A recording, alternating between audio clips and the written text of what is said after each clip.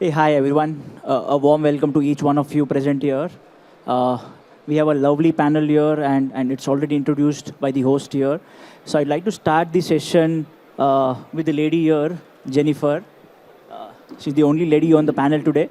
Uh, my question to you, since we all know CaratLane has grown massively in the online as well as in the offline space, I think a lot of people here really want to know, Jennifer, what's the entire mantra behind the success, and how are you using the entire technology piece for driving the footfall and your product strategy?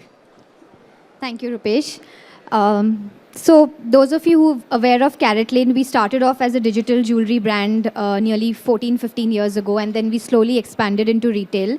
But we still drive all our demand online. That means we go at a pin code level and generate digital marketing through digital marketing. Because we know where the stores are, you know which pin code will form the catchment of the store. So you generate demand digitally, and then you make sure that the whole technology and the website piece makes that the customer is moving through the store. So right from our inventory to our people to everything is planned at a pin code level. So what you browse online is what you get in the store. And then you can predict if so many people are browsing this design, they are most likely to walk into this store. So in that sense, we've built a model in such a way that we open a store where there is already online demand, and then you keep the right inventory in the store so that the customer will eventually walk into the store. So it's the whole omni-channel piece that we are trying to smoothen every day, because the transition of the customer from digital to offline is the part where there is maximum friction. It's not that smooth. So technology enables us to do that. So, you encourage them to give their PIN code. So when I'm browsing, I give my PIN code, I see everything that's in my catchment. I can either get a 24-hour delivery, or it gives me a list of stores where my inventory is lying. So then you know that the customer will eventually walk into the store. Great. I think the entire strategy that the entire CaratLane has strategized is on the pin code level, and now they have the pinpoint level data, how the customer is going to come to the store and what product he is going to select. I think they are using their power of tech and driving the footfall to the stores. So I think it's a great thing for all of us, because a lot of offline brands want to come online, a lot of online brands want to go offline, and I think this insights will really help all the other brands also. My second question is to you, Gopa. Since you are known as a traditional offline jeweler in the south part of the country, how are you making sure that even you being a traditional offline player, but you still coming on the online side and making sure that the entire experience for the customer really becomes a very good customer experience? Thanks for that. Check. Thanks for that, Rupesh. Good evening, everyone. It's happy to be here.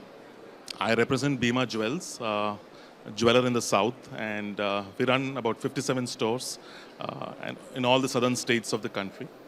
So for us, we are not in a tearing hurry to get online. Our focus has been on profitability, and while growing at let's say double digits. Of course, it's been great for the category over the last few years. I'm sure all the jewelers sitting here, and you would see the number of stores that are opening across the country, and there's a fight for space really, is that the category is really doing well. And in the offline space, there is so much to be done. Of course, online increases your reach, like Jennifer puts it, and you're able to get consumer traction, and you're able to kind of showcase your products, your services, and all of that in the online space. And that is working well for us. But what we have done is, we operate in the large masstige space with a good investment of stock. A typical Bhima store would have an investment of about 100 crores or so, and that is a portfolio that we play with. And this really caters to all segment of consumers. We are seeing about 25% of young consumers walking into our stores, 3 generations of consumers shopping with us.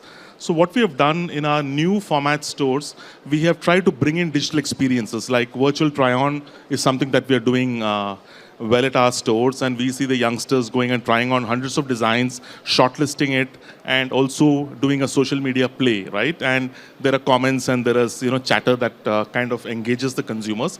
I think it's about building those memories within the stores, going beyond commodities. Jewelry or gold is after all a commodity. You kind of, build the emotional connect through branding and collections and other intricacies that you build in your communication pack, right? So all of this is happening well, but a digital shopping experience within the store itself, or a digital experience of our collections, also for consumers to have a bespoke experience by picking up an appointment or reaching out to consumers digitally to understand if the experience design met their kind of requirements, and then doing course correction.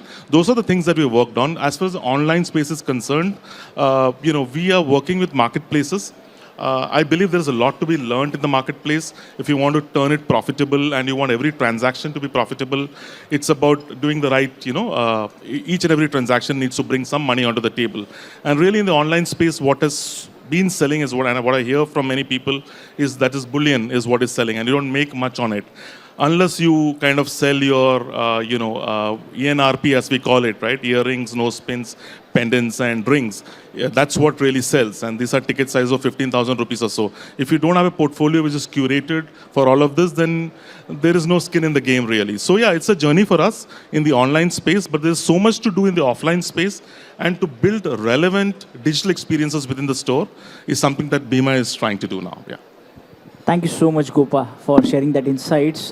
Definitely, building a profitable business is the new mantra that is there in the market, and Bhima is known for that. My next question is to you, Ashok. Since ORRA is known in the market for a lot of new things that they bring to the market, so I would really want to learn or understand from you, how do you do or bring new innovations or experiments and manage it at scale? Thank you, Rupesh. At ORRA, innovation, yes, we've done some innovations in the product, in the way we want to get consumers in the store, how to increase conversions at the store level. So let me start at the product level. At the product level, we have come out with a 73% diamond called the ORRA Crown Star, which is patented by ORRA, and I don't think any jeweler can get it. So just to give you an example of what exactly it is, today when you go to any other jeweler and you tell him I want this design of gold, etc., ABC, maybe a kundan, he can get the same design as what the customer is expecting. But to cut a diamond is not an easy job, and we have mastered that today, and from a 57 to a 73%. This enhances the diamond to give you more shine, brilliance, sparkle. So as far as product is concerned, we have innovated that. As far as moving ahead in terms of conversions at the store level, ease of customer buying in terms of funds is concerned. So it's not actually an innovation, but we have pushed in a lot of the 0% EMI scheme. Buy now, pay later, it's called. And the best part of this scheme is that we've cracked it that if a customer enters, and we can get you an approval in 25 minutes, depending on all your CIBIL scores and approval by the NBFC. So this is a third party which comes into place. And that's how today a customer can be upsold. And if he's wanting a necklace, which is a desire, he can buy it right away and not wait for it. Moving ahead in terms of external, we have got an innovation, or so to say, most of our stores carry a huge digital screen outside today. Now, this is good in terms of brand presence, the kind of digital marketing, what we keep doing, we can show our products out there, and so to say, we can attract a lot of consumers who don't know ORRA today. And this helps really to get in the additional footfalls. So yes, in terms of innovation, we have these three factors as of now. And at the store level, consumer connect is one of the important things, and the delight factor, what we do at the store level in terms of birthday celebrations, anniversary celebrations, like immediately cutting a cake when the customer is in the store and you come to know it's his birthday. That's a part of the delight factor, but not of a kind of innovation. But yes, that's it. Thank you so much, Ashok, for that. I think our next purchase is definitely going to be from ORRA for that 73 facet diamond. My next question is to you, Dhaval. Since Senco is largely known in the east part of the country, we know that you are really expanding very fast. How are you choosing your location in the other part of the countries, and what's the entire technology that you use for selecting your next stores? Thank you, Rupesh. Hi. Thank. Check. Yeah. Hi. My name is Dhaval. I drive sales for Senco Gold. We are currently over 135 stores pan India, and yes, as you rightly said, that we were predominantly an East brand, and in last couple of years we have expanded our base into other parts of the country. So we have almost over 25 stores in North. We have 7 stores in West, and then some 6-7 stores in South. So we are expanding, and the location, of course, it is based on the market analysis as to how the brand connect with the consumer is, and how well the brand is accepted into that particular market. So the whole focus right now is in terms of development is East and North.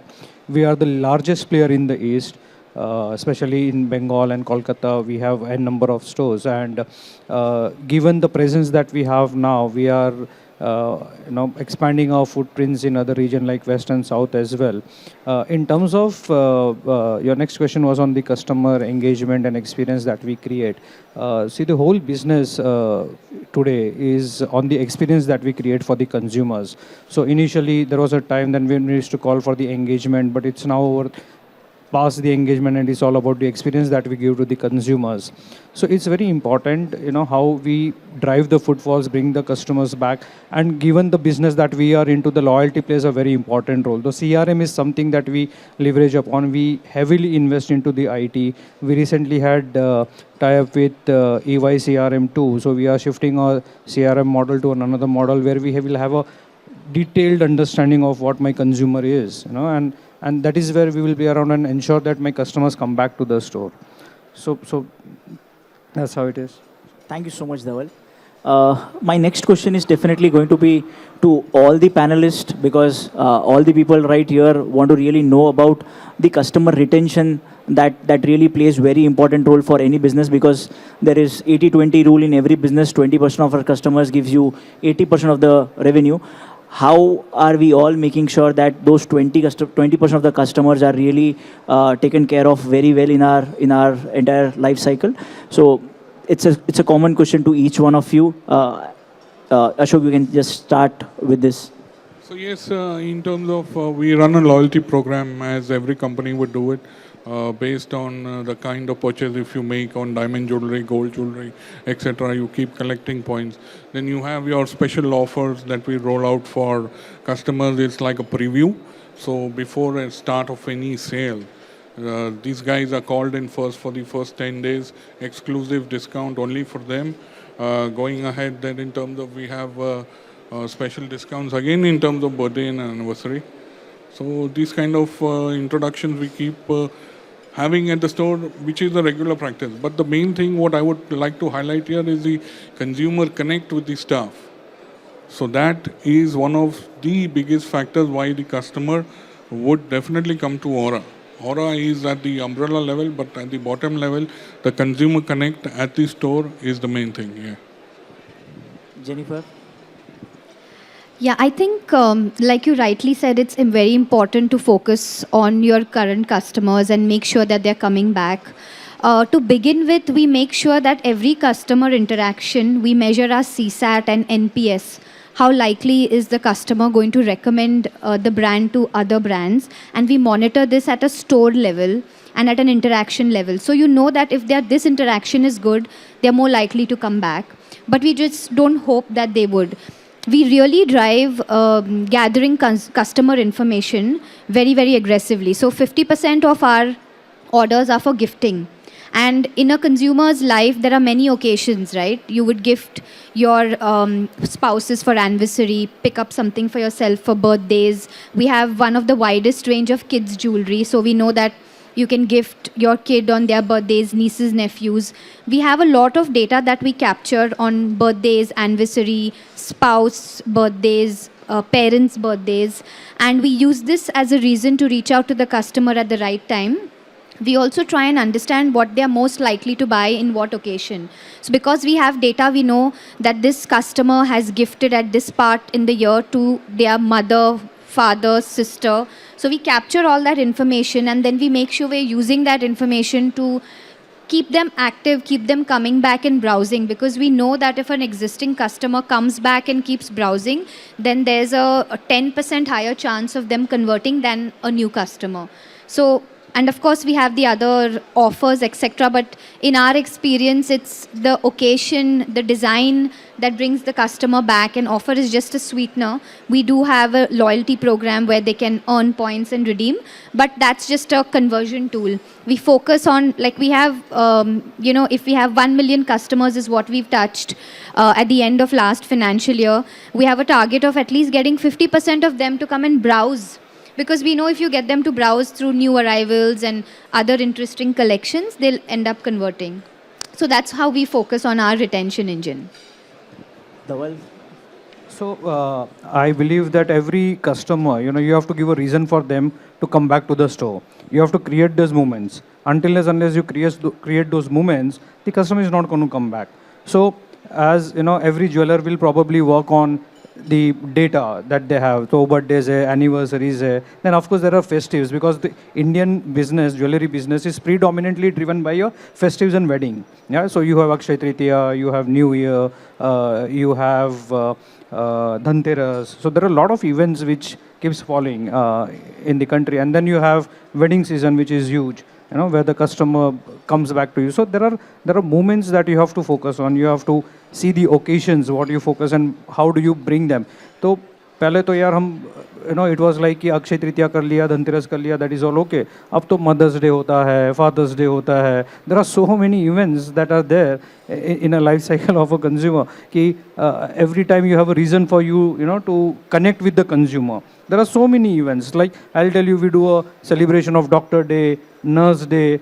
You have n number of plethora of events that you create and you connect with the consumers, right? So that is one part of it. And CRM always, is there. If you have a strong CRM where you keep working on retention program of a consumer, ensure that the burning of points are there. So the customer comes back, he buys. So all these small things we keep focusing on it. But by and large, if I have to say, if you have to work on a retention, we generally focus as a retailer, we focus on creating those moments for them, a reason for them to come back to the store. Gopa? Yeah, sure. So, check. So I think for the category and at Bhima, you could have the transactional programs like a loyalty program where you could be, let's say, very clinical in giving out points and earn-burn ratios and stuff like that. And that's par for course. I think that's loyalty as far as the organization thinks the consumers are loyal, right? But true loyalty is emotional connect. And there needs to be that relevant reason for a consumer to come and shop at your stores. And for us, of course, we have been there. Now we're serving 4 generations of consumers. And, the 4th generation is shopping with us now. A 98-year existence which has been there.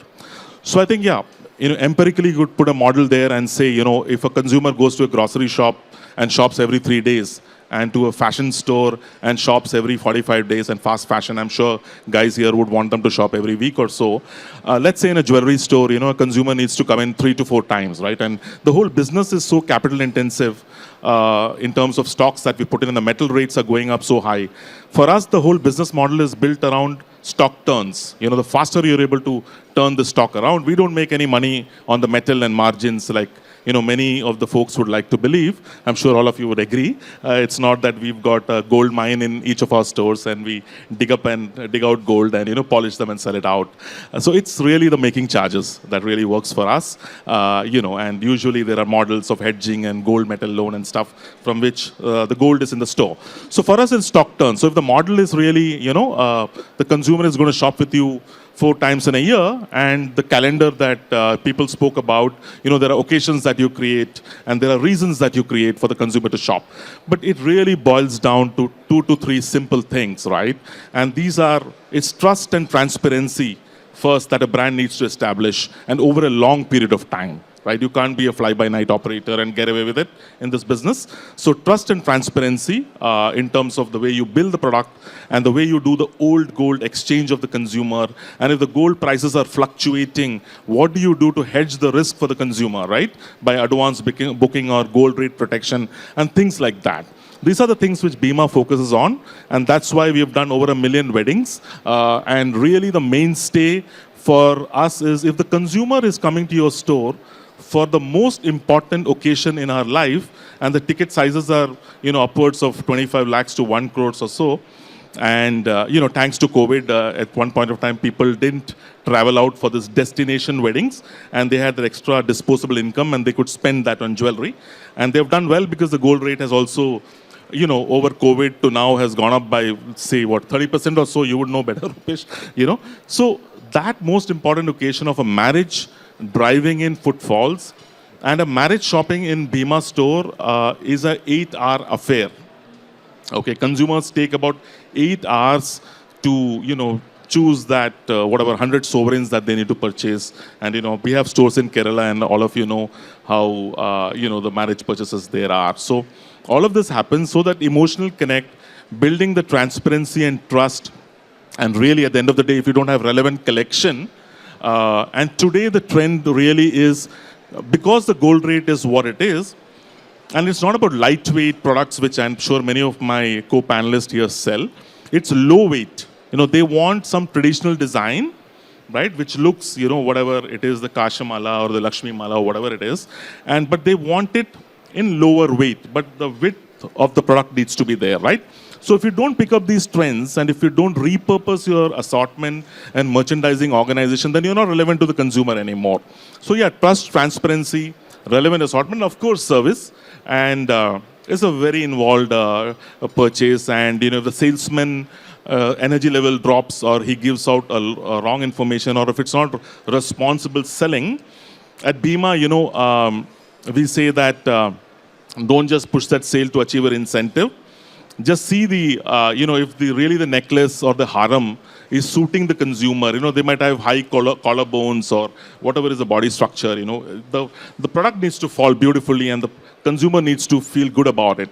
So don't push a product just because the consumer likes it. Tell them the pros and cons of it. Sometimes maintenance is an issue of this product. So do all of this, and this is done over a period of decades. And that brings in goodwill, and that brings in the emotional connect. And that's how these consumers continue to shop at Bhima stores. Yeah. Thank you so much, Gopa, for that. Consumers coming inside Bhima Jewelers and shopping for 8 hours is really a big thing. Next time, definitely, if we visit Bhima, we'll have our entire food, clothing, everything at Bhima now. Yeah. My next question is definitely to Jennifer. And my question is, how do you produce content at scale? Because since you are driving a lot of footfall through your digital mediums, I'm very sure a lot of content will have to be produced, and you have to engage your audience there. So how do you manage content at scale? So we've built our content and creative abilities in-house, because in a digital space, you need really quick turnaround times. You have the flexibility of doing a lot of A/B testing, etc. Like we have the advantage of putting out a banner and knowing exactly whether customer is understanding and clicking on it or not. And I can change it in a day because I know what the customer is taking away. So we've built a content, creative, social media team in-house. It's a bunch of young kids who are constantly understanding what's happening on social media, because, the customer, while we sell gold jewelry, the customers don't look at us as a jewelry destination, but it's more as a fashion destination, because the kind of jewelry that CaratLane sells is more for, expressing your style and your individual style, and it's like a fashion statement. So they also compare us to the fashion category. So if you see the content we do on social media, etc., it's very heavily influencer driven, styling videos, how you can pair your everyday necklaces at work in your workwear, and how do you buy something that you can wear from 9 to 5 and 5 to 9, how can you stack your bracelets and your necklaces, how can you do multiple piercings. So that is the kind of content that the customer expects us to do. So we need a lot of hands and legs to churn that kind of content. So we work with about 100 influencers a month who are generating that kind of content for us. And when you compare it to the jewelry category, it seems like it's a big number. But if you compare it with the fashion category, like your Mintras, Nykaa, etc., do 3 times more content than that on a monthly basis. So we have to identify, what is the kind of content that the consumer is expecting from us. And a lot of it is what we drive internally, and then we work with agency partners where we want to scale. Thank you so much, Jennifer. I think we have almost 4 minutes left, right? So I'd open the entire stage for questions from the audience here. If anyone has any questions from, please go ahead.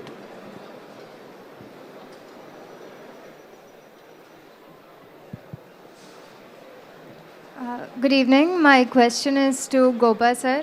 Sir, namaskaram.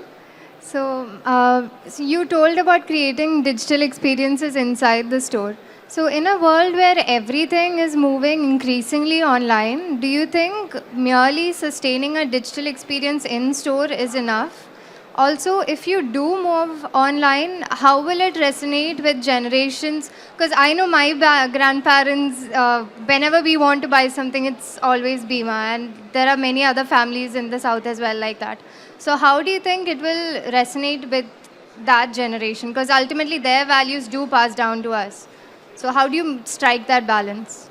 Sure. Thanks for the question. And namaskaram to you. I guess you are from my part of the country. So definitely you know Bhima, and you've grown up with Bhima. So I think, yeah, it's one thing to be a 98-year-old brand and live off legacy for a while. But if I'm not relevant today and now to you, right, the cash counter's music is going to stop. Right? The best sound a retailer wants to hear is the sound of the till machine, and of course nowadays it's the credit card machines and UPI and what have you. It's all touchless, right? But earlier days we used to hear the coins going in and the cash draw working the way it is. So look, we cannot alienate any of this, right? The consumer is shopping across formats, and the consumer is definitely shopping at, let's say, CaratLane or a Senco, or and consumer is moving around and shopping at a Bhima. We would like to get the wedding purchase for sure. Okay, that's a moat that we want to really defend because that's a large ticket and that's really the big one. So we want to get that, and our stores are purpose for that. We also want to get a category of the studded category, which is diamonds and stuff, which the gentlemen here sell a lot on my right side. And, I've been picking their brains on that because that's a margin category, right? And that's a category that is growing. So yeah, we are expanding on all of it. Right? But you could get distracted by trying to do too much at the same time. So you kind of focus on what you really want to be known for. If it's wedding jewelry and if it is occasion, special occasion, that's one part. Now coming to the digital part, definitely we have done this augmented reality, virtual try-ons, on our web and also in our stores, not in Kerala store, all of them, which we are reformatting and remodeling, but the Hyderabad stores and other stores that we have opened now, Coimbatore and other places, where we've got an experience zone where you could come and virtually try on this jewelry and do a selection and then do a social media connect. So that is there. We also working in marketplaces. What is typically happening in the marketplace that we see is 80% is bullion sales, that is gold bars and coins. You might as well buy it from some banks, right? A jeweler cannot add too much value to that. But, for me, it is design and intricacies that I need to work on. So how do we sell more of the jewelry pieces is something that we are working on and we are learning, and we are hosting all of this. It's currently, I think, about 10% of the jewelry is sold by Bhima online is in this space already. How do we expand that portfolio? Something we're working on, work in progress, but definitely there's a team which understands digital, who is kind of putting that forward. And, we will have good stories to speak for the next 98 years as we grow.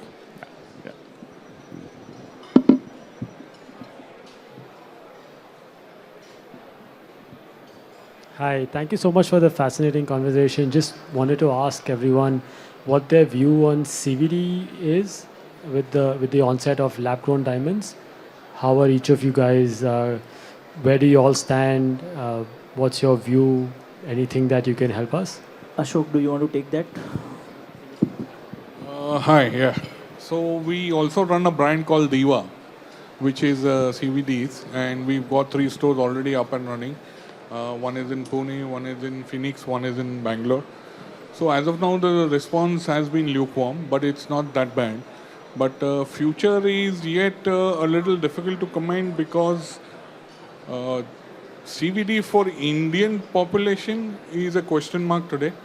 Until the market, so to say, doesn't stabilize on the price part, yet there are questions to be answered. So I would just close it with that. Thank you so much. Thanks everyone for your time. Thank you. Thank you, audience.